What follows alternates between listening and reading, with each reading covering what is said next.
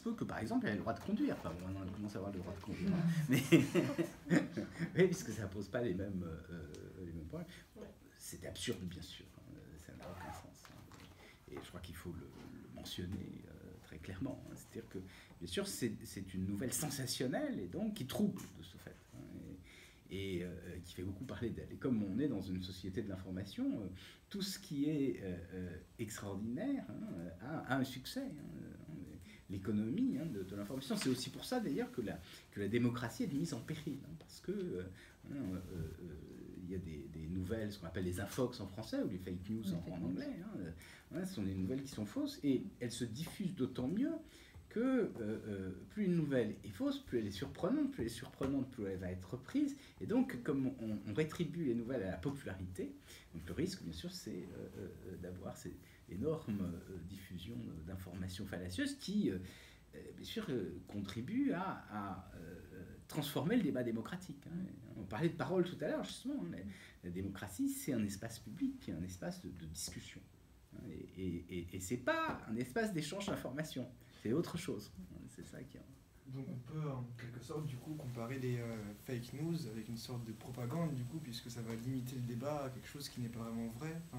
Enfin, c'est ça ou quand moi, je dirais pas propagande parce que c'est un peu d'ordre différent, mais je suis assez d'accord avec vous. En tout cas que ça limite le débat. Et il se trouve qu'il y a une association qui s'appelle Reporters sans frontières qui justement s'est manifestée en mentionnant les difficultés pour l'exercice démocratique qui tiennent à cette diffusion massive d'informations et la difficulté dans laquelle se trouvent les journalistes, parce que ils doivent, pour pouvoir rendre leurs journaux viables, bien sûr, publier des informations. Et ils sont assaillis d'informations dans tous les sens. Le travail du journaliste est de filtrer, c'est-à-dire de confronter les sources pour essayer de s'assurer que c'est vrai. Bon, ils n'y arrivent pas toujours, mais enfin, quand même, en général, ils essaient d'y arriver, quitte à donner une interprétation particulière. Il ne s'agit pas de limiter la liberté d'informer, mais en tout cas, de faire ce travail pour qu'on ait confiance en eux. Parce que s'ils disent n'importe quoi, on ne va pas...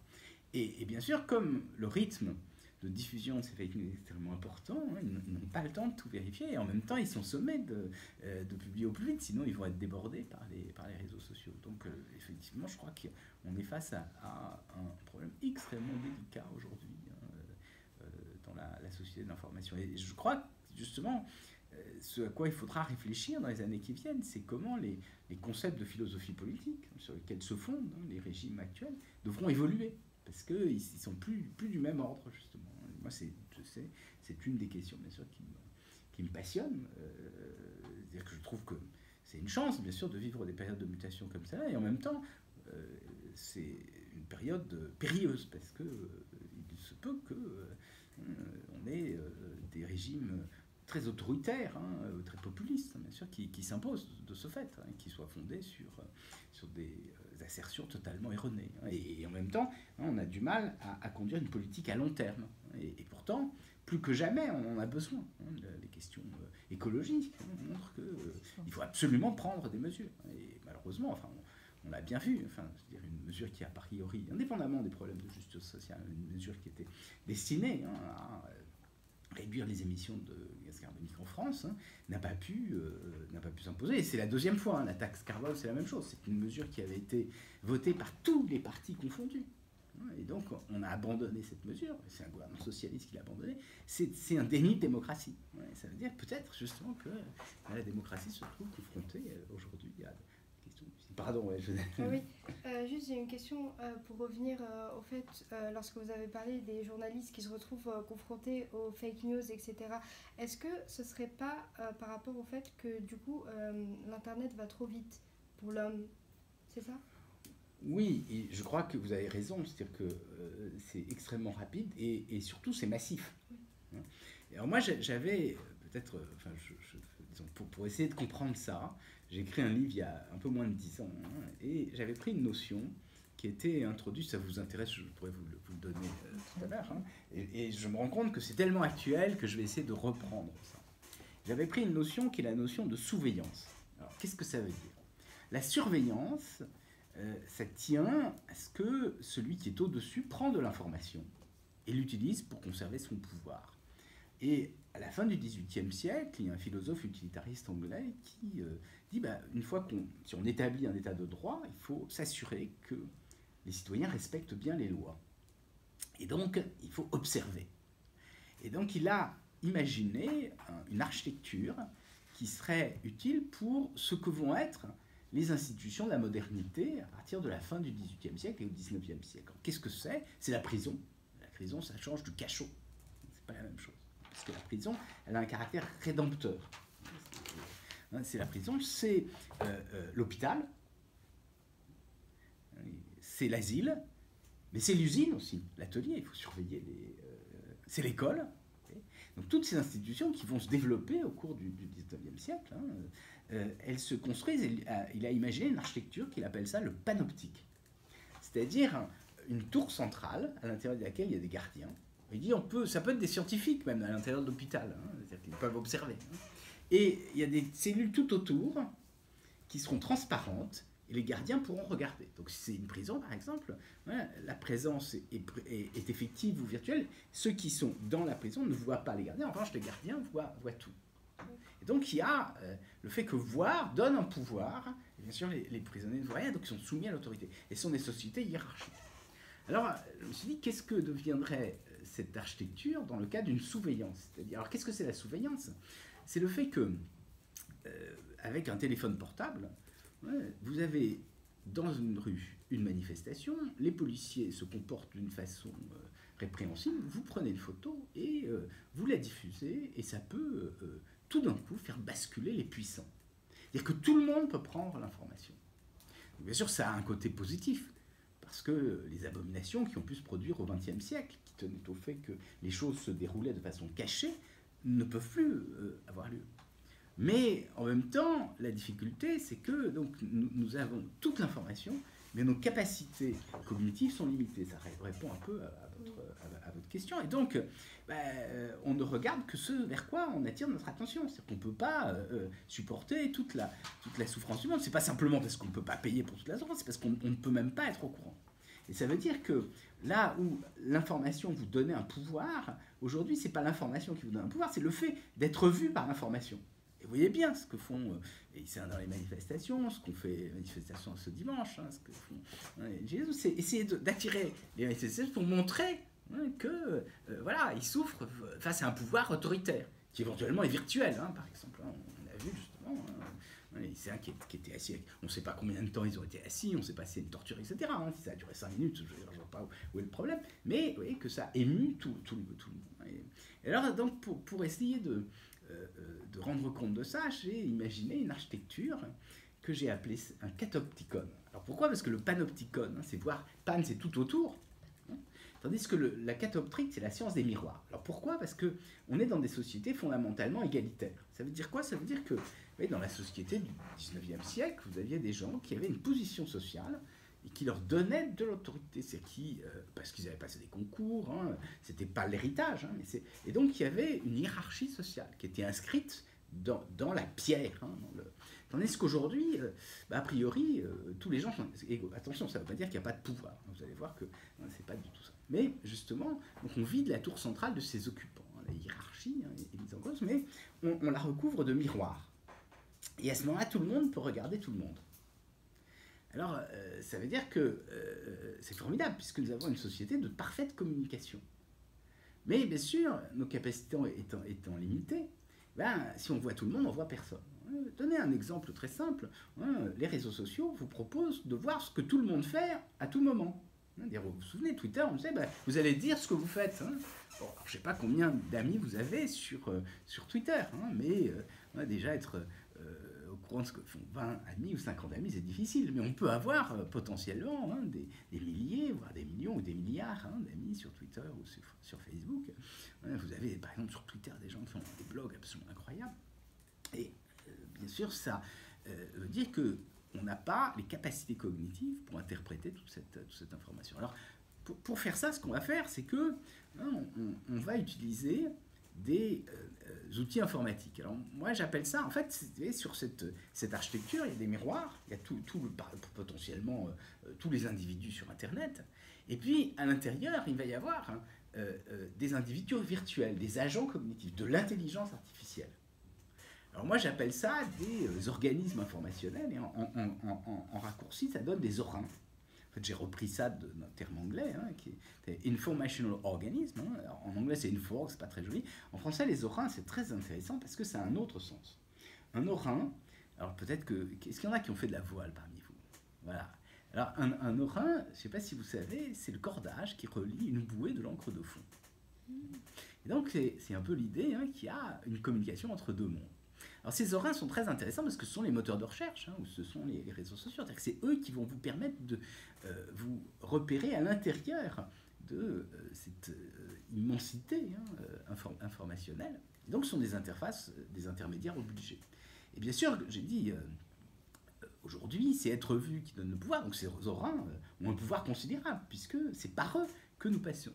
Et en réalité, bien sûr, derrière eux, il y a les hommes qui possèdent ces orins, qui sont les grands acteurs de l'Internet aujourd'hui, qui ont un très très grand pouvoir. Donc vous avez raison, effectivement, ça tient, je crois, à la nature particulière de l'information dans le monde d'aujourd'hui, où il y a une espèce d'hypertrophie. Vous savez, quand on lit des livres anciens, on se rend compte que quand dans certaines sociétés, tout d'un coup un livre apparaissait, il était révélateur, parce qu'il faisait découvrir des choses. Aujourd'hui, on a la chance d'avoir tous les livres du monde à notre disposition, ce qui est extraordinaire. Mais en même temps, ça veut dire que comme on a tous les livres du monde, on n'est pas capable de tous les regarder. Donc le risque, c'est de devoir... Oui, pardon. Du coup, juste, vous parliez d'Orin. Est-ce que, du coup, avoir une intelligence artificielle qui ferait office d'Orin, et donc du coup qui pourrait s'adapter à chacun pour lui fournir les informations qu'elle voudrait, ce serait une solution? Mais en fait, ces orins sont de l'intelligence artificielle, c'est de ça dont je parle. Les moteurs de recherche, c'est de l'intelligence artificielle. Donc elles donnent les informations à chacun, elles permettent de se repérer. Donc d'un côté, bien sûr, c'est ce qui fait que nous arrivons à naviguer dans le monde, à trouver les informations, mais en même temps, vous voyez bien que ceux qui possèdent ces orins ont un pouvoir considérable. Et c'est de ça dont je vais parler. Et bien sûr, ils sont en train, parce qu'ils ont beaucoup de pouvoir, d'empiéter sur les démocraties. C'est-à-dire que ce qu'on appelle, et c'est à la fin du livre, j'en parle un petit peu, même si je n'utilise pas tellement ça, parce que ce n'était pas là-dessus qu'était centré le livre, mais ce qu'on appelle la souveraineté, et c'est essentiel dans une démocratie, et vous savez que cette souveraineté, elle va... alors il y a tout un tas de théoriciens de la souveraineté. La souveraineté, c'est ce qui est au-dessus. Le souverain, c'est celui au départ, c'est le prince, c'est le roi qui est souverain. Et justement, les théoriciens de la démocratie sont arrivés à se dire, mais on a besoin pour un pays d'avoir quelque chose qui est au-dessus, mais ce qui est au-dessus, c'est la volonté générale. Et donc, bien sûr, c'est un point imaginaire. Et donc, cette souveraineté, elle est pensée, alors selon les pays de façon un tout petit peu différente, mais quand même avec ce qu'on appelle les prérogatives régaliennes, c'est-à-dire des attributs qui sont caractéristiques de ce souverain, même si ce souverain, bien sûr, est un point fictif, je le répète. Et il y en a traditionnellement 5, qui sont la défense, la sécurité intérieure, la diplomatie, la justice et les finances. Donc finance, c'est la monnaie, recevoir les taxes, et vous voyez très bien, aujourd'hui vous voyez bien que c'est la diplomatie, c'est les relations extérieures avec les autres pays, la défense, c'est tout à fait essentiel, c'est la défense internationale, la sécurité intérieure et la justice bien sûr. Et en même temps, vous voyez bien que, quand on parle de séparation des pouvoirs, ça veut dire que ça veut bien sûr dire que tout ça n'est pas dans une même main, tout ça. Et les grands acteurs de l'Internet aujourd'hui essayent d'empiéter sur ces secteurs de la souveraineté, parce que ils disent on va faire l'état civil mieux que vous, on va récolter l'info, on va vous aider. Ils sont très généreux, c'est bien sûr ce qui fait qu'ils sont très difficiles à contrer, parce que moi j'en ai croisé, ce sont des gens très sympathiques, parce qu'en général, si vous les voyez, ce sont des gens qui ont fait des études dans des grandes universités, qui ont fait des maths, qui, s'habillent avec des t-shirts, comme vous, comme en plus ils ont plutôt un côté un peu adolescent. Donc, donc c'est pas les gens qui sont antipathiques, et souvent ils sont pleins de bonne volonté. Mais vous savez bien que l'enfer est pavé de bonnes intentions. Voilà, c'est ça. Et donc, il faut être extrêmement prudent. Et c'est bien ça, je crois, hein, le difficile travail que nous aurons à faire dans les générations futures, c'est repenser cette démocratie. Pardon, je suis désolé, j'ai été un peu... Non, pas du tout. Et donc justement, vous, en tant que président du comité éthique, est-ce qu'il y aurait une stratégie que vous préconiseriez pour protéger justement le monde des éventuelles dérives qui peuvent venir ça? Est-ce que des lois pour encadrer Voilà, c'est bien difficile. Alors d'abord, je vais peut-être préciser ce qu'est le comité d'éthique du CNRS. Hein. C'est donc le CNRS, un organisme de recherche. Et le comité d'éthique, qui est né en 1994, c'est un comité indépendant, ce qui fait qu'on peut se saisir nous-mêmes des questions, et on rend des avis. Mais en revanche, j'insiste sur le fait que ça ne traite pas de cas particuliers. C'est-à-dire que si, par exemple, il y a quelqu'un qui fraude, c'est pas à nous de traiter ce cas particulier. C'est un peu la même chose, vous voyez, qui existe dans une démocratie. Vous avez bien un parlement qui réfléchit aux lois, et puis ensuite un pouvoir exécutif et un pouvoir judiciaire. Là, c'est la même chose. On serait plutôt de l'ordre de la réflexion. On n'émet pas des lois, mais en tout cas, on émet des avis généraux. Donc ça c'est important. Alors, après, est-ce qu'on peut avoir une stratégie?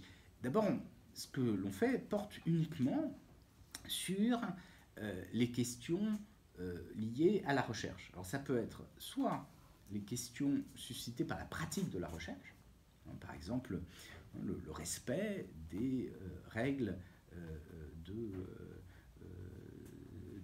liées à l'expérimentation.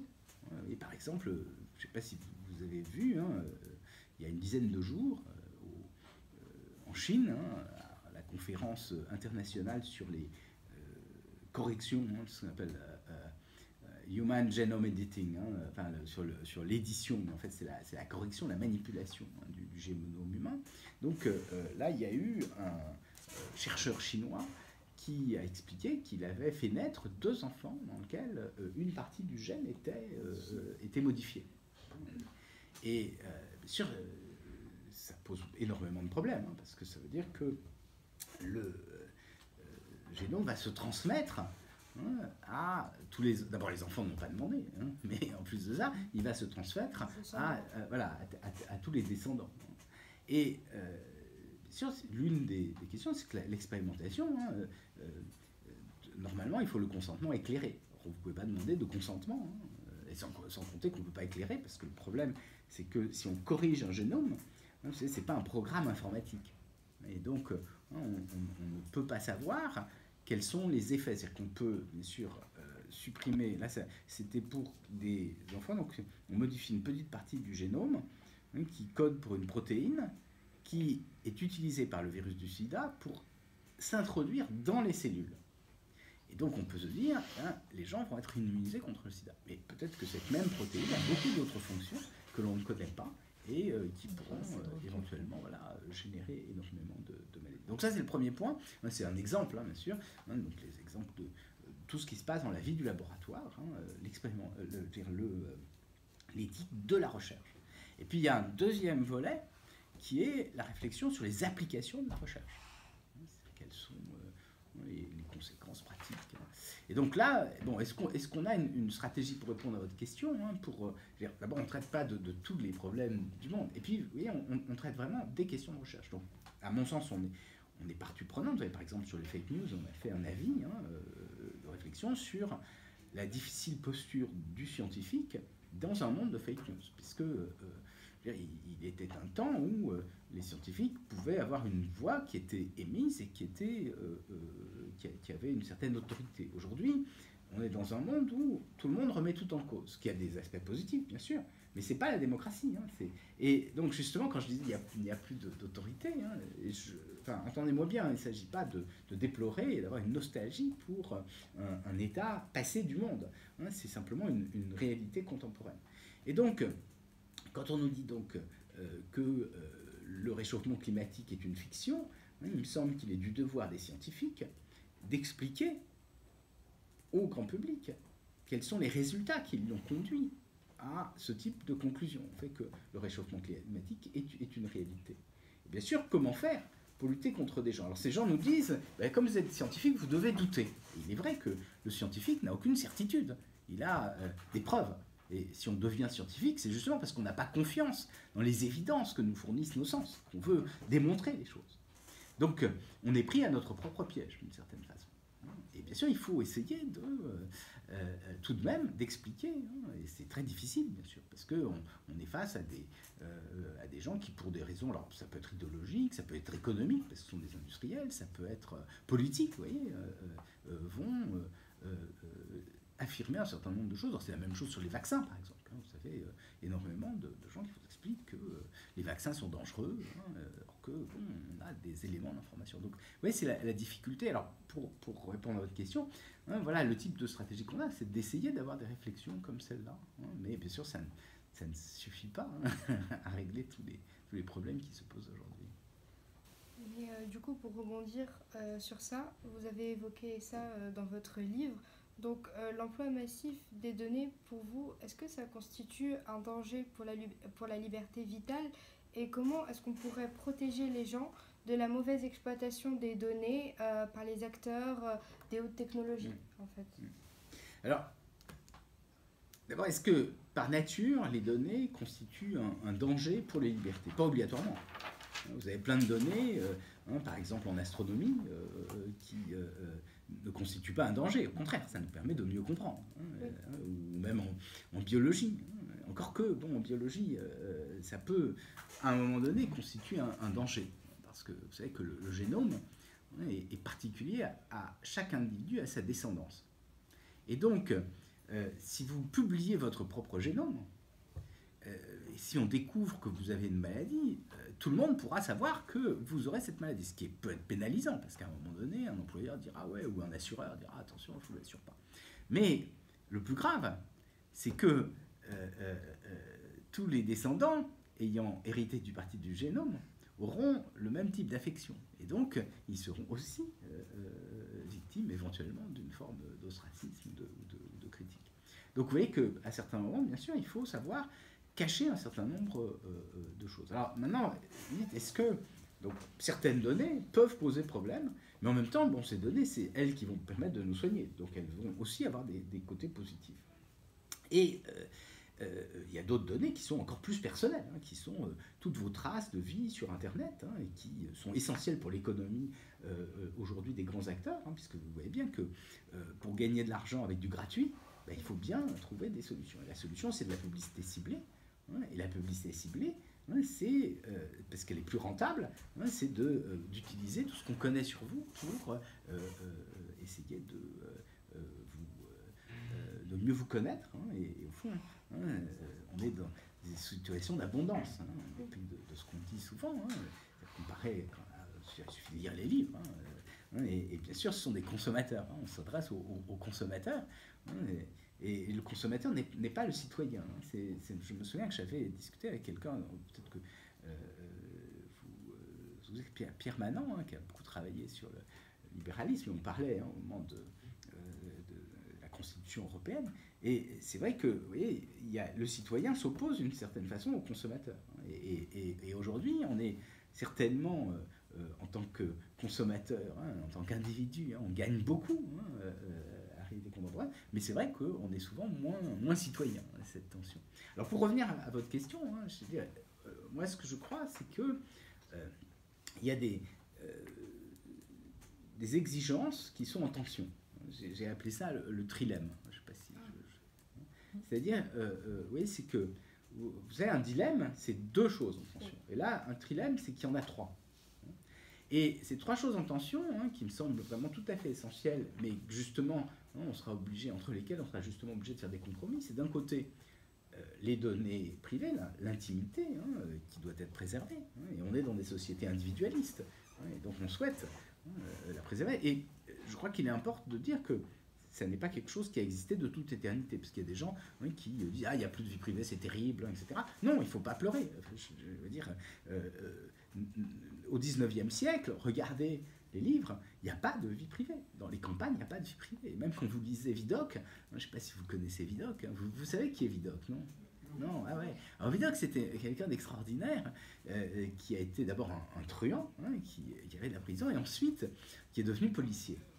et qui connaissait tous les tours des mauvais garçons, et qui était capable de traquer avec une très grande efficacité tous les voleurs. Et il a ensuite écrit ses mémoires, et c'est devenu quelqu'un d'extrêmement célèbre en France.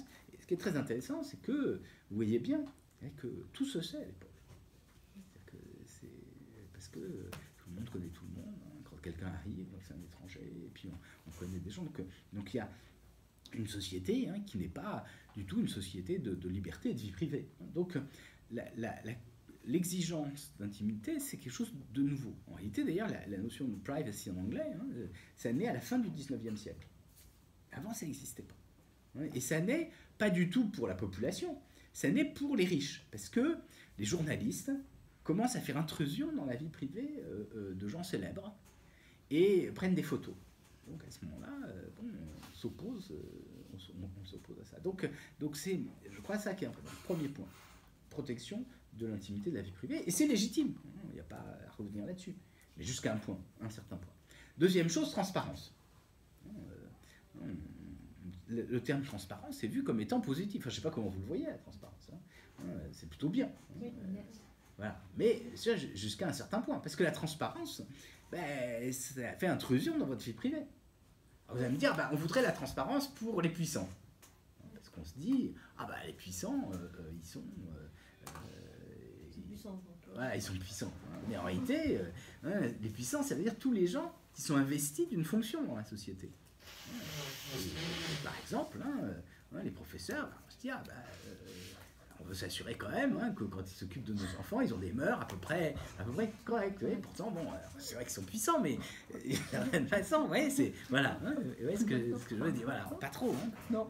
Voilà. Et puis c'est la même chose sur les journalistes. On veut dire, on voudrait que ce qu'ils nous disent est clair, est-ce qu'il s'est engagé politiquement, etc.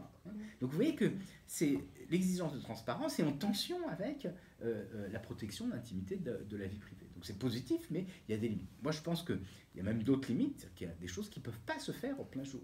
Des négociations, il y a tout un tas de choses. C'est difficile parce qu'aujourd'hui on n'aime pas le secret. Mais, et le secret médical aussi, c'est quand même quelque chose d'important. On dit, non, il ne faut pas de secret, il faut tout dire. C'est un peu... Et puis le troisième point, c'est la sécurité.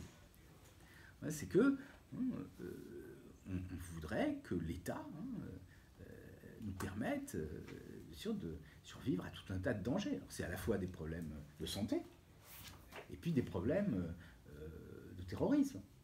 Et bien sûr, on accepte c'est-à-dire qu'il y ait des infractions à la protection de la vie privée. D'ailleurs, quand vous êtes rentré ici, vous avez ouvert vos sacs. Ouais, mais la plupart, vous avez. Et c'est ça, c'est une intrusion quand même extraordinaire. Enfin, moi, quand j'étais plus jeune, je veux dire, on ne regardait pas dans le sac d'une dame.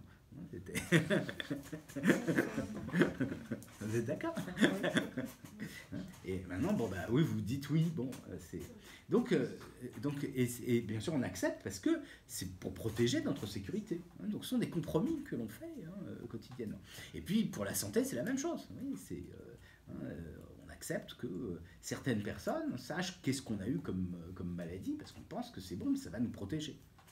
Mais pas tout le monde. Et puis, la transparence, c'est la même chose. C'est-à-dire que la transparence trop grande, ça nous mettrait en danger. Parce que tout le monde saurait tout sur vous. Et donc, si vous êtes d'un parti politique ou d'une religion qui ne plaît pas, vous auriez des attentats. Donc, bien sûr, il y a un moment donné où il faut être capable de masquer un certain nombre de choses. Et donc, pour terminer, je crois qu'il y a des compromis à faire entre ces trois exigences qui sont toutes légitimes.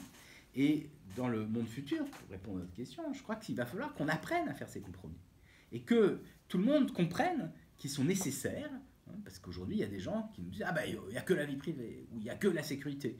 Vous avez des partis politiques qui sont pour une transparence totale, etc. Et rien de tout cela n'est tenable. En revanche, négocier les compromis de façon publique et être conscient de ce que l'on fait, je crois que ce sera un des grands enjeux à venir. Donc ce serait ça qui pourrait éventuellement protéger les gens d'une mauvaise exploitation? Voilà, ce serait ça, effectivement, protéger les gens, avec une protection, bien sûr, mesurée, parce qu'on ne pourra jamais tout avoir en même temps, parce que ce sont des choses qui sont antinomiques.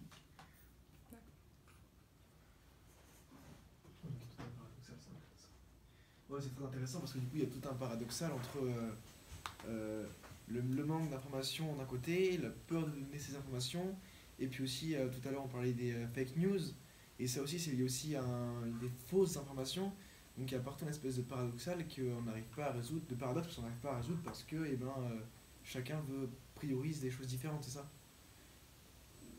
Oui, mais bon, là je parle Ouais, d'accord. d'autre chose. Hein. Mais après, c'est vrai que vous avez raison en ce sens que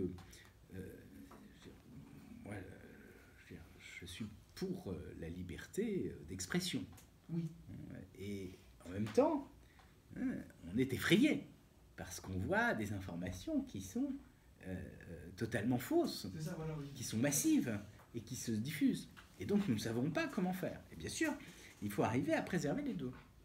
Et c'est pour ça, je crois que peut-être il faudra qu'il y ait une notion de responsabilité. Hein, mais c'est pour ça aussi hein, qu'on a besoin d'intermédiaires comme les journalistes. Mais justement, dans cette société que je vous ai exposée tout à l'heure, hein, cette société de surveillance, hein, ceux qui disparaissent, ce sont les intermédiaires. C'est-à-dire qu'on a, avec cette idée d'égalité, hein, de disparition de l'autorité, on a de moins en moins d'intermédiaires. D'ailleurs, enfin, vous le voyez en France, c'était amusant parce que j'ai écrit ça il y a donc, 9 ans, hein, et je parlais de ça, et les Gilets jaunes sont tout à fait illustratifs de ce point. C'est-à-dire que, vous voyez bien que c'est une révolte qui se passe sans intermédiaire, qui est à la fois possible parce que les réseaux sociaux vont permettre aux gens de se coordonner, donc de ces formes de mobilisation différentes de ce qui existait auparavant. Moi, quand j'étais jeune, il y avait des tracts qui circulaient avec des vieilles Renéo à alcool. Enfin, c'était un enjeu important. Aujourd'hui, c'est extrêmement facile. Donc, on touche énormément de gens. Et puis en même temps, les médias se font les relais de cette mobilisation. Et donc, ça l'amplifie dans des proportions qui sont vraiment considérables. Si on regarde même en nombre de manifestants, c'est étonnant parce qu'on compare à 68 ans. En réalité, c'est rien du tout à côté de ce qu'étaient les manifestations en 68. Et pourtant, ça a un effet beaucoup plus rapide. C'est très intéressant. Et donc, comme vous l'avez évoqué, donc cet emploi massif de données avec l'intelligence artificielle, c'est pour ça qu'on est petit à petit en train de cautionner le principe d'uniformité, en fait. Alors, les données, c'est quelque chose qui donne des conclusions statistiques. Donc, c'est pas tout à fait uniforme, en sens que c'est une catégorie dans laquelle vous allez être mis et vous allez être supposé adhérer à cette catégorie. Donc vous voyez, c'est pas un modèle pour tous, mais alors moi j'ai résumé ça avec une formule que je trouve amusante. On passe de la femme sans tête à la femme sans tête. Alors je vais m'expliquer. C'est ça, parce qu'effectivement, la femme sans tête, c'est le mannequin qui se trouvait dans un grand magasin, qui n'a pas de tête. C'était le début du prêt-à-porter, c'était un modèle pour tous, qui était quelque chose de tout à fait remarquable à l'époque. Et c'est effectivement une société, la société du best-seller, une chose qui est la même pour tout le monde, un même modèle pour tout le monde. Et c'était lié aussi à des capacités industrielles. Aujourd'hui, on est capable de fabriquer des choses extrêmement diverses. Mais en revanche, c'est votre désir qui est un peu là, parce que vous n'avez plus besoin de rien du tout. Et donc, il faut le stimuler. Pour ça, on va essayer de regarder qu'est-ce qui va particulièrement vous toucher. Donc, on va essayer de vous profiler, c'est-à-dire de regarder qu'est-ce qui, dans votre passé, peut laisser entendre que vous allez aimer telle ou telle chose. Et c'est là où est utilisée l'intelligence artificielle. Donc vous voyez, c'est une uniformisation en sens oui, où on va vous mettre dans une case, mais en même temps, c'est une uniformisation particulière. Vous voyez, c'est qu'on va quand même... vous allez être uniforme dans la case dans laquelle vous êtes, mais distinct des autres cases. Oui, mais quelque part, c'est pour ça qu'on peut considérer que le droit à l'individualité, il est restreint dans cette case-là. Un petit peu, ah oui, bien sûr. Oui, oui, d'ailleurs, c'est bien sûr ce qui est dramatique aujourd'hui, c'est que si vous avez un cas particulier, vous n'avez personne à qui vous expliquer. C'est-à-dire que vous êtes catégorisé, et ensuite, si par exemple vous avez fait quelque chose qui ne correspond pas exactement à ce que vous vouliez, ça arrive peut-être quelquefois, c'est extrêmement embêtant.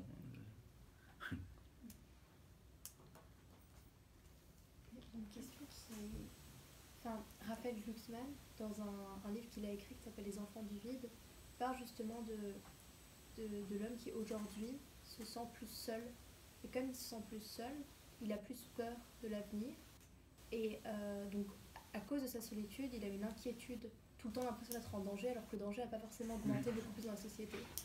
Et les réseaux sociaux, on a l'impression qu'ils contribuent à ça, en fait, parce qu'avec toutes ces informations, ça donne cette impression aussi d'être constamment en danger. Ou est-ce qu'on pourrait... Il y a un moment où ça risque de devenir vraiment problématique, en fait, parce que ça va créer vraiment une solitude très très intense. Est-ce que ce serait possible d'envisager différemment justement tous ces réseaux sociaux et l'Internet, et qu'au contraire ça rassemble, ou que ça crée quelque chose de plus global? Ben, c'est très compliqué parce que d'abord les réseaux sociaux sont des choses relativement neuves. Alors vous êtes jeune, donc vous les avez connus depuis très longtemps, hein, mais vous savez que les premiers réseaux sociaux, ils arrivent en 2006-2007. Donc, et effectivement, au début, d'ailleurs, c'était très troublant parce qu'on se demandait pourquoi. Moi, je me souviens que la première fois où on nous a parlé du microblog, hein, c'est-à-dire de Twitter, hein, les gens vont échanger avec 140 caractères. Bah, pourquoi ils échangent avec 140 caractères? Parce qu'ils peuvent écrire des pages par mail. Hein, de même les textos, vous voyez, sur les téléphones. C'est intéressant parce que je pense que vous les utilisez tous. Et au début, les opérateurs de télécommunications ne les faisaient pas payer parce que bon, c'était juste quelque chose de pratique. Hein, mais personne n'a imaginé que les gens utiliseraient ces petits messages de 140 caractères. Et puis, bon, il se trouve que il y a eu des modes d'appropriation qui sont différents. Donc toutes ces technologies résultent de modes d'appropriation qui sont imprévisibles. Et c'est aussi, disons, une des raisons pour lesquelles les grands acteurs de l'Internet ont besoin de données. J'ai dit parce que d'un côté, leur économie se fonde sur les données, mais aussi d'un autre côté parce que on dit que une technologie aujourd'hui informatique, hein, elle est faite en partie par ses utilisateurs. Donc, un produit va être dynamiquement modifié parce que les gens vont le critiquer et à partir de ça, ils vont l'améliorer. Et c'est exactement ce qui se produit aujourd'hui. Alors maintenant, sur les réseaux sociaux, justement, ce qui a fait leur succès, c'est que bon, les gens ont pu échanger, mettre tout un tas de choses. Donc, ça crée des communautés. Donc, effectivement, il y a des échanges extrêmement forts. Mais est-ce que ça répond à notre soif d'être ensemble? Alors, moi, il y a deux points que je vais mentionner là-dessus. Le premier, je me souviens, j'avais une de mes cousines, hein, qui est un peu plus âgée que vous, hein, enfin, une petite cousine, enfin, qui doit, je sais pas, 35, 40 ans, enfin, quelque chose comme ça. Donc, elle a utilisé les réseaux sociaux depuis longtemps. Et en même temps, bon, ce qu'elle me disait, c'est que c'est paradoxal. C'est-à-dire qu'on sait plein de choses sur ses amis, hein, sur les réseaux sociaux. En particulier, vous voyez, quand les gens vont faire leurs études, bah, ils ont des nouvelles de leurs amis de lycée. Mais comme ils ont des nouvelles sur les réseaux sociaux, ils ne vont pas les appeler au téléphone. Et bien sûr, ça veut dire qu'il y a une solitude beaucoup plus grande. Vous voyez, donc c'est un peu le paradoxe. C'est-à-dire qu'on sait ce que font les autres, et en même temps, bah, on les laisse beaucoup plus isolés. C'est le premier point. Et le deuxième point, c'est sur la notion de communauté. Pendant longtemps, une communauté, c'était un ensemble de gens qui partageaient le même destin, parce qu'ils avaient une proximité. Ils étaient dans le même quartier, dans le même village, etc. Et il y avait des gens différents. Des pauvres, des riches, des bien portants, des malades, hein, des jeunes, des vieux. Et sur cet échange faisait que il y avait bien sûr des inégalités, mais il y avait quand même une prise en compte de l'autre. Or aujourd'hui, ce qu'on appelle la communauté sur Internet, ça n'a rien à voir. Hein, ce sont les gens qui ont la même passion. Alors, je sais pas, vous avez des numismates du monde entier qui vont se réunir, des gens qui aiment les pierres, des gémologues, et puis, etc. Donc c'est formidable. Hein, et bien sûr, il n'y a pas de quoi, enfin, on ne va pas critiquer que ça. Mais le problème, c'est que c'est pas une communauté, c'est une communauté d'intérêt, mais c'est pas une communauté de vie. Et bien sûr, ce qu'il faudrait, c'est arriver à recréer les communautés de vie. Mais c'est très difficile, vous voyez bien. Hein, c'est-à-dire que vous êtes à côté de gens, hein, vous partagez le même homme, enfin, vous ne leur parlez pas. Tandis qu'on était avant dans un monde où on était forcé de parler aux gens. D'abord parce que bon, la vie faisait que bon, les choses étaient difficile, donc les gens devaient s'entraider, etc. Donc effectivement, je suis d'accord avec vous, c'est un monde différent. Alors, est-ce qu'on peut reconstituer ce sera certainement un enjeu important dans le futur, retisser un lien social. Moi, ce que je crois, c'est que plus généralement, vous avez les notions qui sont à la base du lien social, ce qui fait le tissu de la société. Vous voyez, on parle de l'amitié, la confiance, la réputation, tout ça, c'est ce qui établit les liens entre les gens. Alors, l'amitié, est-ce que c'est la même chose dans l'Antiquité? Est-ce que c'était la même chose et dans les réseaux sociaux? Ouais, c'est un peu, ou la communauté, oui. On voit que c'est à la fois la même chose, c'est un lien d'affinité particulier qui fait que vous allez être amis sur Internet, et en même temps, ça n'a rien à voir. Parce que vous n'avez pas un échange du même ordre. Et la réputation, est-ce que, vous savez qu'en Chine, ils ont décidé de faire un calcul de réputation, avec chaque fois que vous faites une infraction, ils vous reconnaissent, et puis ils vont mettre un point en moins, et donc à ce moment, on verra les bons citoyens, les mauvais citoyens, ceux qui ne traversent pas dans les clous, etc. Donc c'est un peu la même chose que la mauvaise réputation au village. Quand vous écoutez la chanson de Brassens, la mauvaise réputation, c'est un peu ça. Il dit, ouais, moi je faisais pas ce qu'il faisait. Mais en même temps, c'est quand même pas tout à fait la même chose. Le calcul de mauvaise réputation en Chine, ça donne 3 dans le dos. Bon, c'était pas formidable au village, mais c'est encore plus insupportable. Et donc, je crois que c'est certainement ça, à partir de quoi il faudra essayer de reconstruire un monde nouveau. Ça va être difficile parce qu'aujourd'hui, on a des grands acteurs qui le définissent pour nous, ce monde. Donc est-ce qu'on va être capable de reprendre possession de ces technologies à une échelle qui soit celle de la nôtre? C'est une question. Et puis vous voyez qu'en plus, ces acteurs essayent de persuader, c'est ce que j'explique dans le livre, qu'il y a une espèce de prédétermination. C'est-à-dire que les technologies évoluent dans un sens qui est irréversible et sur lequel on ne peut rien. Et moi, je crois dans la liberté de l'homme. Mais justement, il faut être capable d'utiliser cette liberté. Et pour ça, il faut avoir une volonté, et donc il faut être capable de savoir ce que l'on veut. Ça, c'est difficile. En fait, c'est cette perte de contrôle qui fait peur, qui fascine, mais qui fait peur aussi. Et donc, à la lecture de votre livre, on peut se poser la question si on va passer petit à petit, vous qui avez commencé à écrire votre premier livre en 1990, et le dernier, le mythe de la singularité en 2017, on peut se demander si on va se passer petit à petit de l'homme qui est complètement autonome, d'un système autonome, à un automatisme du système, de façon à ce que la machine peut finalement dépasser l'homme. Et voilà, alors moi ce que j'explique, c'est que justement, cette notion d'autonomie a un caractère ambivalent. C'est-à-dire que, vous savez que autonome au sens étymologique, ça vient de nomos, c'est la loi. Donc autonome, c'est celui qui se donne sa propre loi. Alors est-ce que les machines peuvent être autonomes en ce sens-là? Et moi je crois que non. Quand on nous dit qu'il y a une voiture autonome, elle n'est pas autonome. Moi j'ai un exemple que je donne pour expliquer. C'est une voiture autonome, c'est une voiture, vous lui demandez d'aller à la piscine, et elle vous dit non, je veux pas, parce que j'ai vu que vous aviez mal aux dents, je vous ai pris rendez-vous chez le dentiste, je vous envoie chez le dentiste. Ou alors, non, le parking de la piscine, moi je l'aime pas, parce qu'il n'est pas du tout confortable. Donc autonome, ça voudrait dire qu'elle mettrait en cause ce que vous lui demandez, pour des critères. Donc en réalité, on a affaire à des voitures automatiques. Et le terme autonome est employé de façon abusive. Et en réalité, ça veut dire simplement qu'il y a une séquence de causalité qui va de la prise d'information à l'action, dans laquelle il n'y a pas d'agent humain qui interagit. Et les armes autonomes, c'est la même chose. On vous dit, et le Parlement européen a voté une résolution condamnant les armes autonomes, et je pense que ça n'est pas sérieux. Heureusement, les résolutions du Parlement européen n'ont pas beaucoup d'effet, mais c'est dramatique. Non, mais c'est affreux, parce que je pense que c'est des gens qui se sont fait abuser par des groupes de pression. Et juste pour revenir sur les armes autonomes, ce qu'on nous dit, ce sont des armes qui décident de leur cible. Et on nous dit que ça distingue des armes automatiques. Oui, parce que les armes automatiques, ça existe depuis longtemps, et c'est pas nouveau.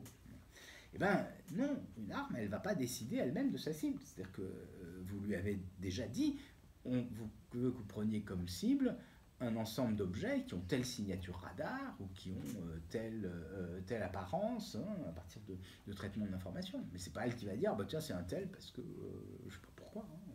Donc, et d'ailleurs, les militaires, en plus, on nous explique que les militaires veulent des armes autonomes. Et les militaires ne veulent surtout pas, parce qu'une arme autonome serait imprévisible, puisqu'elle aurait sa propre volonté qui vous échapperait. Et justement, c'est la liberté, c'est d'être imprévisible, d'une certaine façon. Pas seulement imprévisible, fidèle à ses propres engagements, mais quand même. Eh ben, donc, je pense que c'est, vous voyez, c'est quelque chose qui est illusoire. Et ce qu'on veut nous dire derrière, c'est attention, ces machines vont tout d'un coup prendre un empire très considérable. Et en même temps, ce que vous disent les grands acteurs de l'Internet, c'est petit 1, nous n'y sommes pour rien. On développe ça, mais de toute façon, ce serait d'autres. Et petit 2, eh ben, on va vous aider, mais on est les seuls à pouvoir vous aider, parce qu'on est les seuls à comprendre ce qu'il y a derrière. Et donc, il faut vous dire, non, c'est prévisible. On a la liberté de changer ça.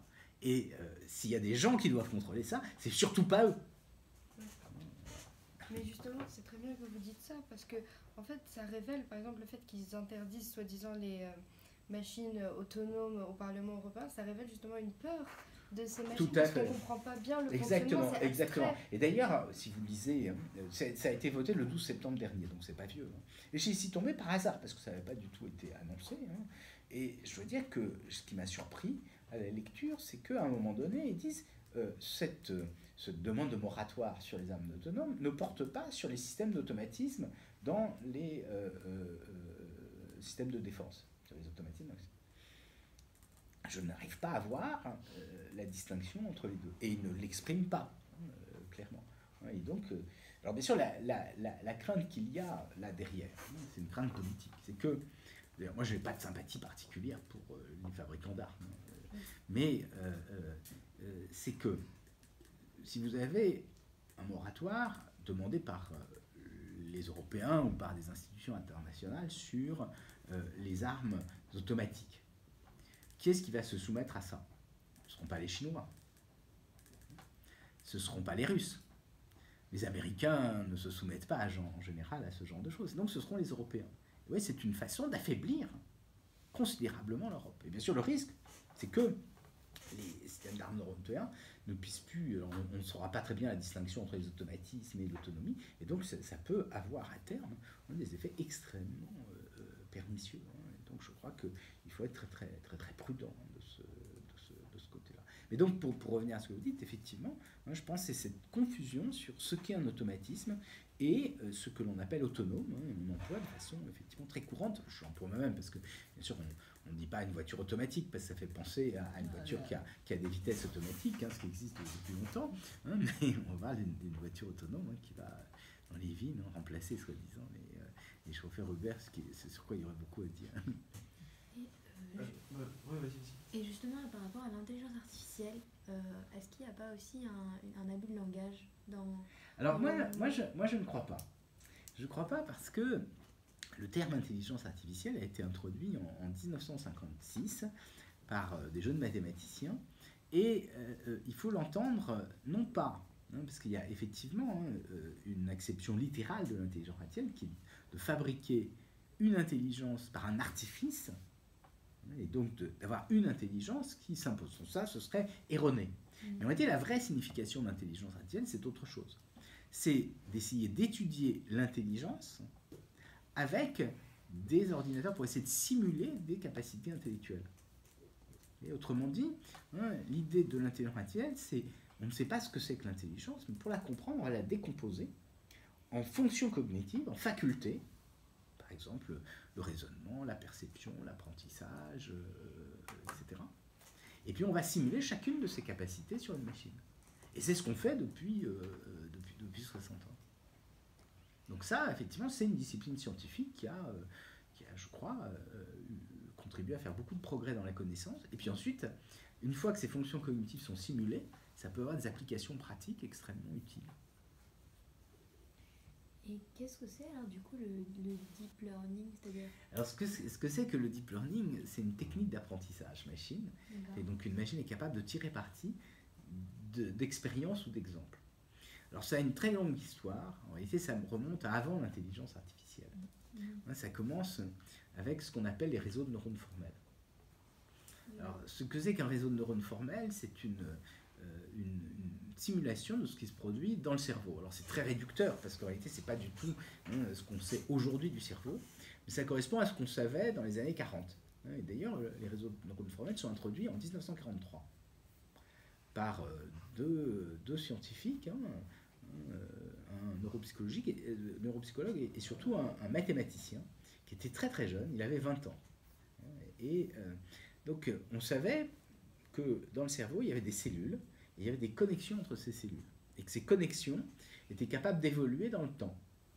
C'est ce qu'on appelle la plasticité, ça s'appelle les synapses, les connexions entre les synapses, c'est ce qu'on appelle la plasticité synaptique. Et donc, ce qu'il a fait, c'est qu'il a... Alors, peut-être pour bien comprendre, il faut que vous sachiez que le premier ordinateur électronique est construit en 1946. Et donc là, on est en 1943, donc il n'y a pas d'ordinateur. Et donc, ce qu'il y avait, c'était des composants électroniques qui étaient des relais téléphoniques qu'on mettait bout à bout pour faire du calcul. Et donc, il a dit, ça, c'est peut-être une image du cerveau. Et donc, il s'est dit, les cellules, ça correspond à des relais téléphoniques, et puis les connexions à des connexions entre ces relais téléphoniques. Et on va imaginer que ces connexions sont plus ou moins, laissent passer plus ou moins d'électricité. Et à partir de ça, donc, ils ont montré que si on organisait ces cellules en trois couches, et qu'il y avait des connexions entre la première et la deuxième, et entre la deuxième et la troisième, on pouvait réaliser n'importe quelle fonction logique. Donc ça, c'était un article, vous voyez, qui était tout à fait remarquable, parce qu'on dressait un pont entre ce qu'on savait du cerveau, les lois de la pensée, puis c'était une fonction logique, et puis l'ingénierie. Ça a vraiment été extrêmement important pour la communauté scientifique. Puis après, bien sûr, la question, c'est de se dire, si on a ces trois couches pour réaliser n'importe quelle fonction logique, comment est-ce qu'on va faire pour établir les poids des connexions entre les neurones de la première et la deuxième, et de la deuxième et la troisième? Et là, bien sûr, en pratique, c'était pas facile. Et donc, les gens se sont dit, on voudrait essayer de construire une machine qui construise automatiquement ces poids. On va donner des exemples d'entrée et de sortie, et automatiquement, on voudrait qu'on engendre ces poids. Vous voyez ce que je veux dire? Et c'est ça qu'on appelle l'apprentissage. Les gens sont cassés les dents sur ce sujet pendant plein d'années. Au début, on a essayé, ça n'a pas marché. Ensuite, il y a quelqu'un qui a essayé avec 2 couches. Ça marchait assez bien, et ça s'appelait le perceptron. Mais 2 couches, c'est pas universel. En fait, ensuite, il y a quelqu'un qui a dit, ouais, mais en réalité, ça marche pas. Il y a plein de fonctions pour lesquelles ça marche pas. Donc ensuite, on a attendu pour 3 couches. Alors, vous voyez, on a fait ça en 43 pour 2 couches. On a trouvé un algorithme en 56, 57, je crois. On l'a programmé en 58. Et puis ensuite, donc, on a montré que ce n'était pas suffisant en 69. Et puis ensuite, on a arrêté de travailler dessus. Et on est arrivé à le faire fonctionner sur 3 couches, généraliser l'algorithme, en 85. Ouais, il a fallu attendre pas mal de temps. Et puis ensuite, on s'est rendu compte que c'était un peu lent, que ça ne marchait pas très bien. Et donc, on a travaillé sur autre chose. On faisait de l'apprentissage, mais avec d'autres techniques. Et puis, ensuite, il y a Yann Lequin, qui est un Français, qui a travaillé sur ces algorithmes et qui a montré que si on mettait non pas 2 couches, parce que c'est insuffisant, non pas 3 couches, mais 15 couches ou 20 couches, on était capable de traiter énormément d'exemples parce qu'on avait des processeurs puissants et on obtenait de très bons résultats. Et c'est ça l'apprentissage profond, c'est qu'il y a beaucoup de couches. Et c'est quoi la différence avec le machine learning? Parce que ce qu'on appelle machine learning, déjà vous pouvez parler en français, c'est pas interdit. Ça s'appelle apprentissage machine. Donc, je dis ça en riant parce que, vous voyez, il faut bien voir.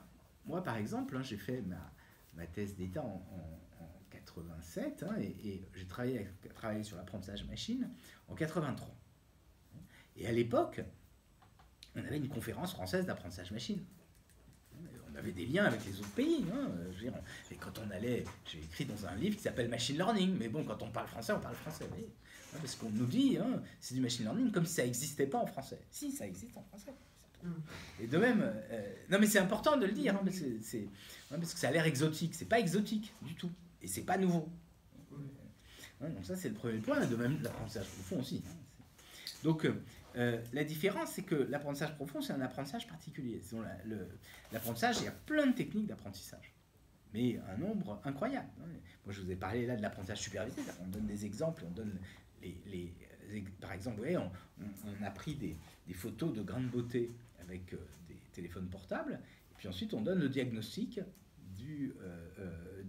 est-ce que c'est malin, est-ce qu'il y a un cancer, ou est-ce que c'est bénin. Et on fait apprendre avec la machine.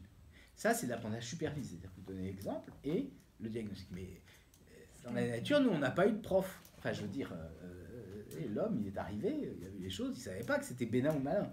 Et ensuite, il est arrivé à comprendre qu'il y avait des cas où ça posait plein de problèmes, etc. Et ça, bien sûr, ça veut dire qu'il y a d'autres formes d'apprentissage qui sont beaucoup plus longues. Et bon, après, il y a des apprentissages, par exemple, par l'action. Il y a des machines qui sont capables de regarder la raison dont elles ont conduit un certain nombre de raisonnements, puis ensuite, la fois d'après, elles se disent, bon, ben ça, c'était inutile, j'ai lag, là, j'ai pas été très bon, et puis, voilà. Bon, ça, c'est plein de types d'apprentissage différents. Tout ça, c'est de l'apprentissage. Donc là, on parle d'un apprentissage particulier, qui est l'apprentissage supervisé, et dans l'apprentissage supervisé, il y a plein de techniques différentes, et on parle d'une technique particulière, qui est d'utiliser des réseaux de neurones formels. D'accord ?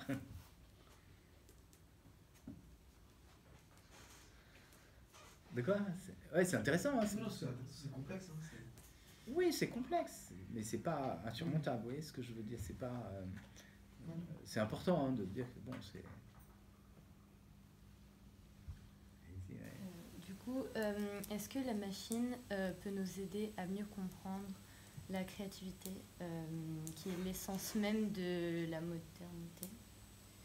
Alors, est-ce qu'elle peut nous aider ? Moi, je crois qu'elle peut nous aider à comprendre la créativité. Hein, et d'abord parce qu'on peut essayer de simuler la créativité avec les machines. Moi, j'ai travaillé là-dessus avec des étudiants. On a fait un exemple élémentaire, mais pas évident. Hein. Vous savez qu'en jazz, la partition n'écrit pas tout. Et nous, on avait pris un trio rythmique et on générait la ligne de basse, donc en improvisant à partir de ce dont dispose un joueur de jazz, c'est-à-dire une grille d'accords, et puis la façon dont les autres jouent, et le public. Voilà. Et donc on peut effectivement essayer de simuler certains aspects de la créativité. Et puis deuxième chose, on peut mieux comprendre la créativité. Et moi, justement, je travaille depuis pas mal d'années avec des équipes de littérature, et on s'intéresse à la créativité dans le domaine littéraire. Alors, c'est ce qu'on appelle les humanités numériques, c'est-à-dire l'humanité au sens large, c'est ce qu'on appelle les sciences de la culture, c'est-à-dire les œuvres humaines. Est-ce que le numérique peut aider à mieux comprendre les œuvres humaines ? Et c'est ce qu'effectivement on fait ici. Hein, on a des liens avec les équipes de littérature de la Sorbonne pour travailler là-dessus. Mais est-ce que vous pensez qu'un jour une machine elle sera capable d'écrire un livre vraiment comme une œuvre d'art ? C'est déjà en place. Ils t'en parlent de ça. Oui, mais disons, c'est pas tellement. Même si elle écrit un livre, hein, il faut bien comprendre que ce livre n'est que le reflet de ce qu'on lui a mis dedans. Oui, par exemple, on nous dit une machine est capable de faire un Van Gogh. Oui, d'accord, mais ce qui fait Van Gogh, c'est lui. Et donc, oui, si on imite Van Gogh, ça n'est pas l'imitation de Van Gogh, mais la machine n'aura pas un geste artistique concernant. En revanche, on peut utiliser des machines pour créer de nouveaux gestes artistiques, mais ce sera les gestes artistiques des auteurs.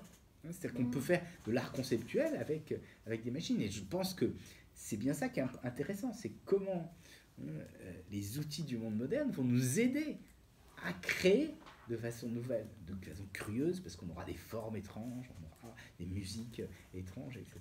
Et ça, c'est passionnant. Alors, dans le cas des humanités numériques, c'est pas de générer, hein, c'est pas la génération, c'est la compréhension des œuvres humaines. Par exemple, on travaille avec des gens qui s'intéressent aux brouillons d'auteurs pour essayer de reconstituer la démarche des écrivains, et donc on compare et on essaye de regarder, voilà, qu'est-ce qui s'est passé entre telle et telle phase d'écriture du roman, et on arrive donc avec un petit outil que j'ai développé à comparer les versions et à voir quelles sont les transformations. Et à ce moment-là, bien sûr, on voit qu'il y a des moments où l'auteur imprime à son texte des transformations qui vont dans le même sens, parce qu'il a une nouvelle intention, alors qui peut-être ne se reflète pas tout à fait dans la version finale, ou si elle se reflète, elle est cachée, mais on peut avoir une lecture que j'appelle diachronique, hein, c'est-à-dire qui se déroule dans le temps. Et donc tout ça, je crois que c'est vraiment passionnant, parce que ça ouvre de nouveaux horizons.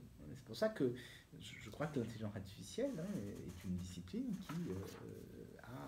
tout un tas d'effets positifs, si on sait bien l'utiliser. De même, d'ailleurs, dans les sciences de la nature, vous savez que c'est de nouvelles expériences qui se font sur des données, et donc on peut, avec l'intelligence artificielle, essayer de générer tout un tas d'hypothèses pour mieux comprendre la biologie, mieux comprendre ce qui se produit dans le monde physique, etc. Et par rapport à la créativité, notamment, il y a je crois, il y a quelques mois, des tableaux qui ont été vendus plusieurs milliers d'euros, mais qui avaient été produits par des robots. Ouais. Et en fait, enfin, dans les médias, on en parlait, c'était beaucoup la question justement, est-ce qu'un robot peut être un artiste, etc. Mais en fait, au final, l'œuvre d'art, la réelle œuvre d'art qui était récompensée, c'était le programme qu'avaient créé les humains derrière pour permettre à ce robot de faire cette œuvre d'art que l'œuvre d'art en elle-même. Et je pense que dans les médias notamment, il y a énormément de raccourcis qui sont faits comme ça, qui peuvent mener à des réflexions un peu simplistes de ça. Je pense que le danger, il est aussi là. Non, vous avez tout à fait raison sur ce problème artistique, bien sûr. C'est que c'est quelqu'un qui a eu cette idée. Et on pourrait avoir plein d'autres idées avec les ordinateurs. Et donc, c'est effectivement, j'insiste sur le fait que c'est un nouvel outil. Et plus généralement, le malentendu, c'est qu'on nous dit que c'est la machine qui fait, or ce sont les hommes qui font avec les machines. Et bien sûr, ce qu'il faut à la fois craindre et ce dont il faut se réjouir, craindre les hommes parce que les hommes restent tels qu'ils sont et donc ils peuvent abuser de l'utilisation qu'ils vont faire des machines, et en même temps, il y a lieu de se réjouir parce que ça donne des possibilités démultipliées pour faire des choses passionnantes. Donc en fait, le plus grand danger de l'intelligence artificielle, c'est pas vraiment l'intelligence artificielle, mais c'est l'utilisation des hommes. Ça, je crois, oui, tout à fait. Tout à fait. Mais ce qu'on peut dire aussi, quand même, c'est que c'est l'utilisation des hommes, et en même temps, dans le numérique, il y a le fait, comme je l'ai dit tout à l'heure, que ça change la société. Et donc, l'un des dangers, c'est qu'effectivement, il y a des transformations auxquelles on ne s'attend pas. Il y a des choses qui arrivent, c'est ce que j'essaie de vous montrer avec cette évolution du tissu social. C'est qu'effectivement, d'abord, il y a des problèmes qui existent, qui n'existaient pas auparavant. Et puis, mais en même temps, il y a des choses positives. Il y a quand même, si on regarde les métiers, par exemple, qu'exerçaient les gens il y a 60-70 ans, ils étaient physiquement extrêmement pénibles. Donc, une partie de ces métiers vont être automatisés, ce qui est positif. On parle toujours du chômage. Moi je ne crois pas qu'il y ait de raison de s'inquiéter du chômage. Mais en tout cas, il n'y a pas trop de raison de pleurer certains métiers. Alors après, il y a d'autres métiers, c'est vrai qu'on peut se dire, bon, c'est dommage parce qu'il y a des métiers d'artisans, etc., qui peuvent disparaître, mais peut-être qu'ils réapparaîtront aussi. Et du coup, si une IA ou un robot ne peut pas être un artiste, pour le coup, une singularité, elle pourrait plus l'être, puisque vu qu'elle évolue d'elle-même, elle pourrait peut-être réussir à exprimer quelque chose qui vient d'elle-même, ou vous pensez que c'est pas possible? Qu'est-ce que vous appelez une singularité? Pour moi, une singularité, c'est en soi une intelligence du coup qui à la base est artificielle, mais qui finalement, elle arrive à être assez complexe pour finir par évoluer par elle-même et par être conscience qu'elle existe et qu'elle peut se faire évoluer avec ce qui l'entoure. Mais c'est dur à expliquer, mais en fait, pour moi, la différence entre une IA et une singularité, l'IA, elle va faire ce qu'on lui demande de faire plus ou moins de manière complexe, alors que la singularité, elle va faire ce qu'elle veut faire parce qu'elle a réussi à acquérir une conscience. D'abord, il y a un premier point sur ce qu'on appelle la singularité technologique, c'est qu'il n'y en a qu'une seule, et elle a un S majuscule. C'est-à-dire que c'est un point singulier dans l'histoire de l'humanité, à partir duquel, les machines étant plus puissantes, il y aura un basculement du statut de l'homme. Donc on ne peut pas dire une singularité. Oui, c'est sûr. Oui. Alors, on peut dire une singularité, mais ça veut dire autre chose. Une singularité, c'est au sens mathématique. Oui, dans ce cas-là, c'est oui. Voilà. Donc c'est totalement autre chose. Donc, vous voulez dire une machine donc après la singularité, c'est ça? Voilà, c'est ça. Ouais, mais on ne sait pas à ce moment-là ce que ce serait. Vous voyez, ça repose quand même sur des hypothèses qui, du point de vue scientifique, sont tout à fait délicates. Alors, on peut se demander qu'est-ce qui adviendrait de ces singularités. Alors, bon, il se trouve que je me suis amusé à écrire un petit roman qui va sortir en février, qui est le destin cauchemardesque d'un jeune homme, enfin, plus vieux que vous, il a 33 ans, et sa mère décide, elle sent qu'elle va mourir, et elle décide de se télécharger. À ce moment-là, elle lui dit, tu vas recommander mon robot. Alors déjà, bon, il est un peu gêné parce que sa mère, elle est vieille, à 67 ans. Hein, enfin, il trouve et alors, il ne veut pas regarder le robot, donc il commande le robot, et puis il se rend compte qu'elle a pris, elle a pris une fille tout à fait jeune. En plus, elle prend son rêve, son fantasme, donc elle prend ce qu'elle appelle une pulpeuse, c'est-à-dire elle s'habille de façon absolument insupportable. Et puis bon, elle dort pas, elle mange pas, elle veut s'occuper de lui. Elle lui dit d'ailleurs, t'as aucune raison de déménager de la maison, hein, et d'ailleurs aucune raison de faire venir d'autres femmes. Donc, enfin voilà, donc c'est dire, mais qu'est-ce que ce serait? Oui, donc dans ce livre, j'ai montré que scientifiquement, cette idée de singularité, disons, en tout cas les arguments que déploient les tenants de la singularité technologique ne sont pas valides. Mais ensuite, je me suis dit, qu'est-ce que ça voudrait dire que si vous aviez ça, du point de vue éthique? Pas pour donner une leçon de morale, mais tout ça. Et pour moi, ce serait vraiment un cauchemar. En plus, c'est un monde terrifiant parce que il y aurait plus, enfin, les morts, les vivants, tout ça serait mélangé. Enfin voilà, ce serait. Oui. Enfin voilà, bon, c'est pour rire. Alors, le titre du roman, d'abord, je l'écris sur un nom de plume. C'est pas un nom. Hein. C'est mon prénom, c'est Gabriel Neige. Neige, et le titre, c'est Ce matin, maman a été téléchargée. Okay.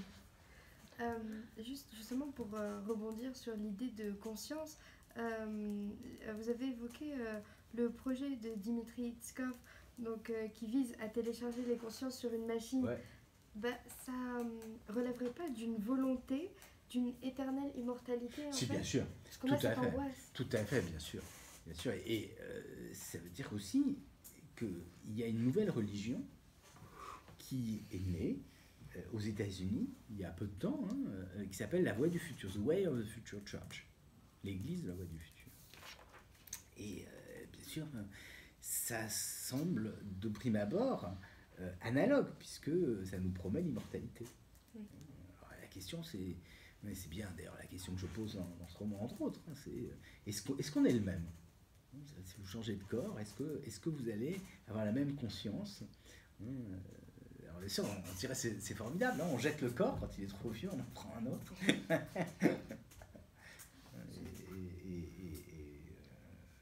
Sauf on est le corps, enfin pour moi on a l'impression que notre esprit. Et ben voilà, oui, bien, on est notre matière, corps, voilà, c'est difficile comme idée. Mais c'est ça qu'ils veulent nous vendre. En réalité, c'est une métaphore informatique, c'est de dire la conscience est au corps, ce que le logiciel est à la machine. À mon sens, c'est bien sûr absurde comme histoire. Mais ouais, c'est important de dire ça parce que ça vous donne une meilleure intuition des contradictions de ce genre de choses et en même temps des problèmes que ça pose de tous ordres. C'est pour ça d'ailleurs que la fiction quelquefois est intéressante parce qu'elle permet de poursuivre jusqu'au bout une idée pour en montrer les apories et les difficultés. Et du coup, si on reprend cette idée de religion, est-ce que, par exemple, les patrons des GAFA seraient les prophètes de cette nouvelle religion? C'est un peu ce qui se prétend, ouais, tout à fait. Quand on les entend, ils ont l'impression que effectivement ils sont quand même très très. Enfin moi j'en ai croisé quelques-uns. Ils sont quand même très très très sûrs d'eux-mêmes. Hein. Tout à fait. Alors, vous avez vu dans le livre, donc j'essaie de développer une analogie qu'il y aurait entre cette croyance dans le téléchargement de l'esprit et puis des pensées, des courants spirituels qui sont nés dans le 2e, 3e siècle après Jésus-Christ, qu'on appelle les gnoses. Parce que ces courants de pensée avaient comme idée que le monde était mal fait, qu'on avait affaire à un faux dieu, un démiurge, qui avait fait plein d'erreurs. Et donc il fallait le réparer. Et c'est un peu la même chose, hein. Par exemple, les gens ils vous disent tiens, le génome est mal fait, on va essayer de trouver les gènes qui sont responsables du vieillissement, puis on va les effacer et les corriger. Et donc j'ai essayé de montrer cette analogie entre les deux. Il y a d'autres points d'ailleurs d'analogie. Et c'est vrai que j'ai été content parce que moi je suis pas un théologien, loin de là, mais justement après j'ai échangé avec des théologiens qui pensaient effectivement que ça correspondait bien à cela. Donc vous voyez, ce sont des formes de spiritualité un peu étranges, donc ce ne sont pas tout à fait des religions, parce que en particulier il y a une transcendance dans la religion qui n'est pas vraiment présente là, mais en tout cas voilà, ce sont des choses qui sont très très très étonnante voilà, de ce point de vue. Selon vous, pourquoi on chercherait à humaniser la technologie? Alors, on peut humaniser la technologie pour deux raisons. On peut humaniser la technologie d'abord parce que pour échanger plus facilement avec les machines, il est mieux qu'elles se comportent comme des humains. Parce que, vous voyez, on va faire une projection. Moi, j'avais développé, il y a un certain nombre d'années, une théorie sur laquelle il y a une forme d'animisme. Vous savez ce que c'est l'animisme, hein? Ce sont des traditions dans lesquelles on projette sur les objets un esprit, une âme. C'est pas aussi en Afrique?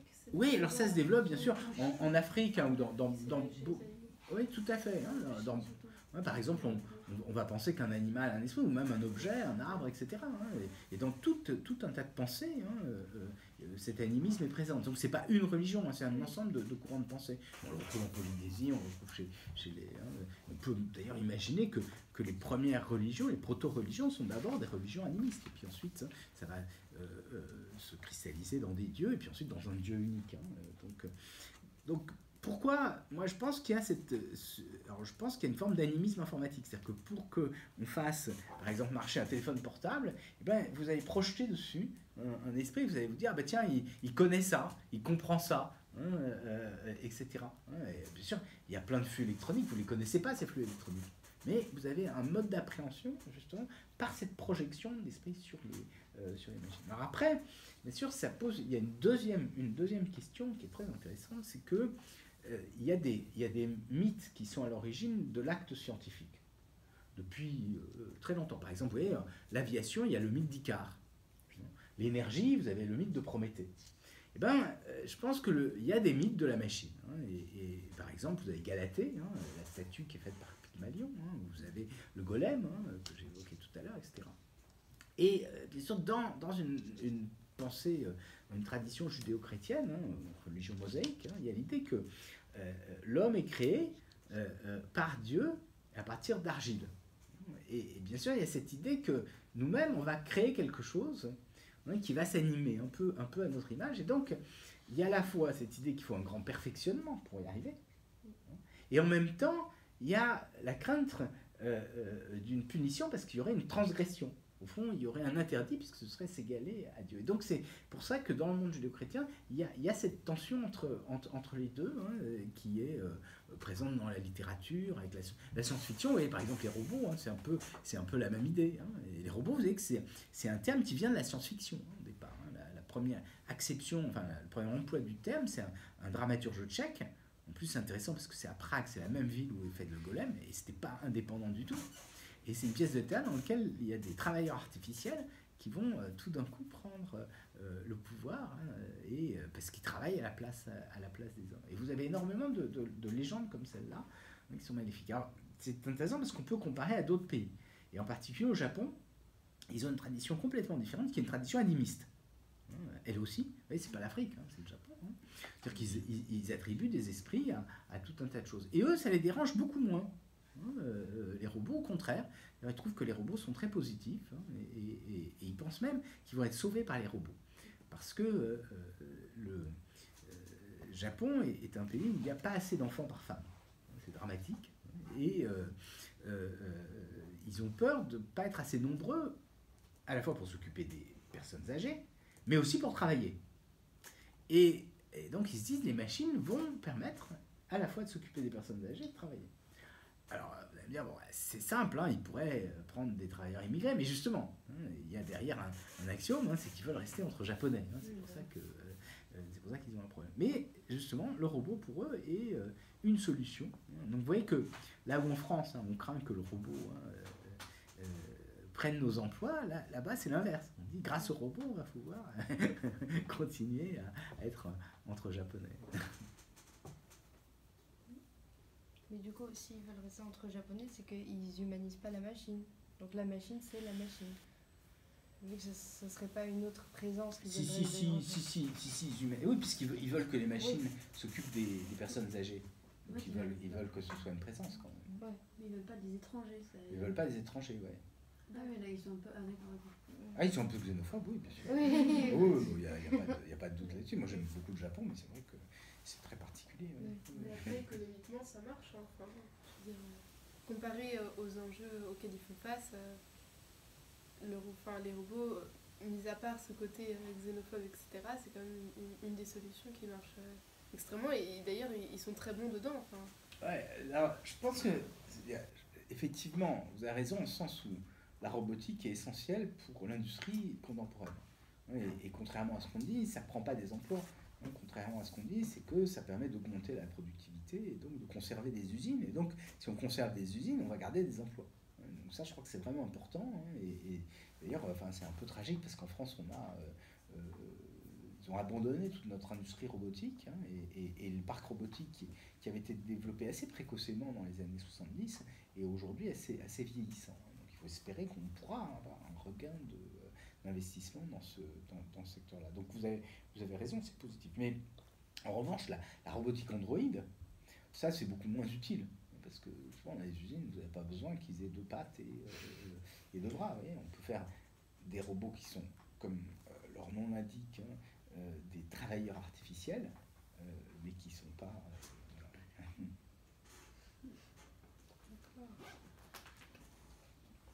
En fait, justement, je me rends compte de plus en plus, en découvrant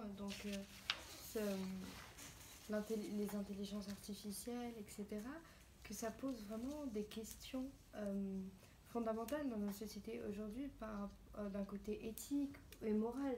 Et je me demande comment, dans le futur, nous, ça ne nous touche pas encore de manière poignante, c'est-à-dire qu'on est confronté à certains problèmes, mais je me dis que plus tard, vu que ces technologies vont de plus en plus vite et se développent de plus en plus, comment est-ce qu'on ferait pour organiser un lien où l'un n'empiète pas sur l'autre, où la machine n'empiète pas sur l'autre et vice-versa. Ouais, je suis tout à fait d'accord avec vous.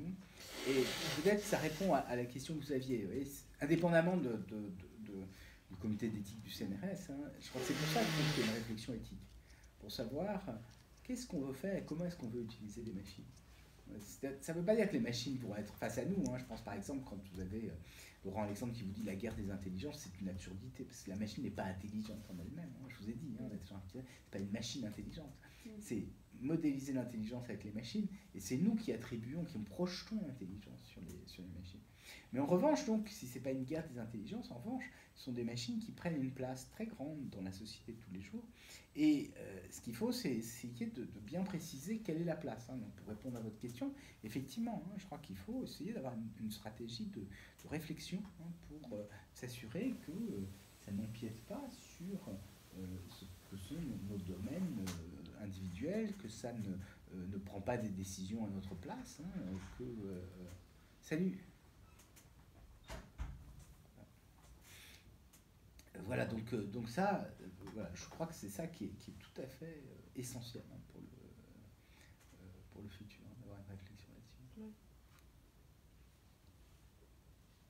Oui. C'est tout, on est fini. Merci infiniment d'avoir accepté de nous recevoir. C'est vraiment un honneur pour nous de pouvoir parler avec vous et de discuter surtout l'intelligence artificielle. Ça vous aidera, voilà, pendant votre... je pense qu'ils vont... Alors la prochaine étape, c'est quoi? Qu'est-ce que vous allez faire? Vous allez vous réunir